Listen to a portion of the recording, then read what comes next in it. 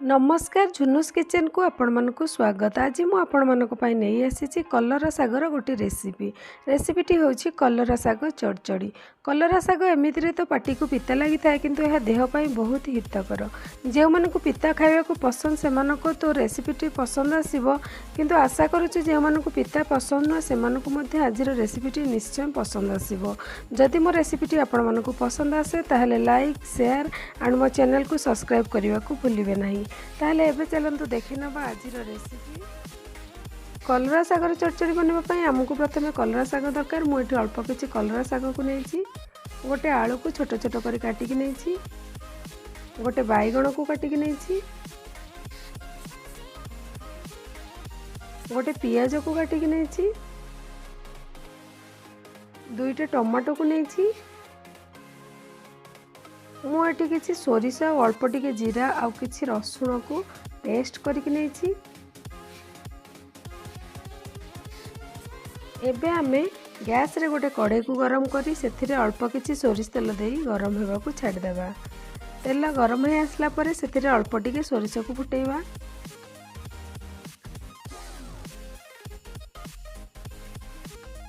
सोरिष फुटी आसीबा परे आमे काटी रखिथिबा पियाज को सेथिरे पकई भाजी नेबा।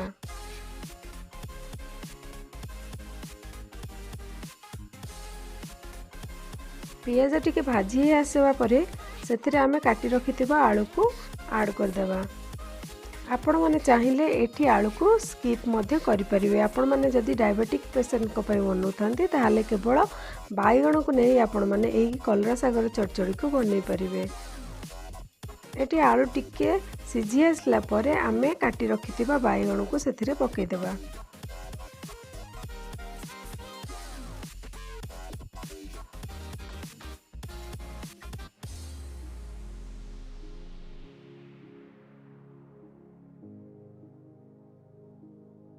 एबे सेथिरे स्वाद अनुसार लूण, हलदी गुंड,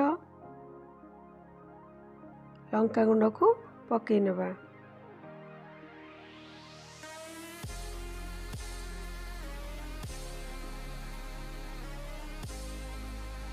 एबे आमे सोरिष बटारू 2 चम्मच देई सबू को भल भाव गोले नेबा।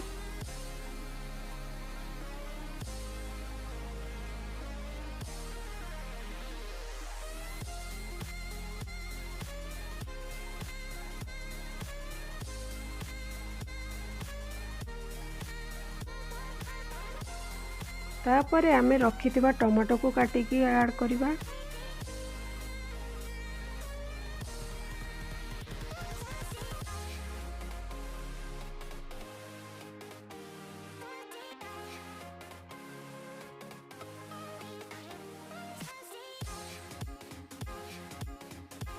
आलू बैगण टिके सिझी आसवा परे आमे सेथिरे अल्प टिके पानी देई सबको भल भाव मिसई नेबा।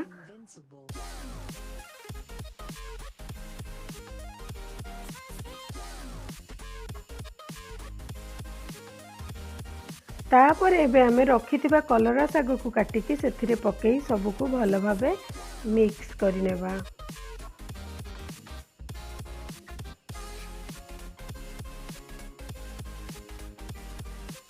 एबे हमर साग टिके सिझी सारलाणी,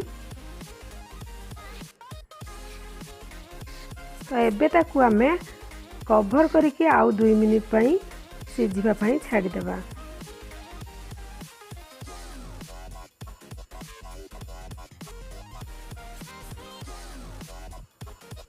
एबे 2 मिनिट हो सारी आपण माने देखि पारुथिबे हमर साग पूरा रेडी हो सारी।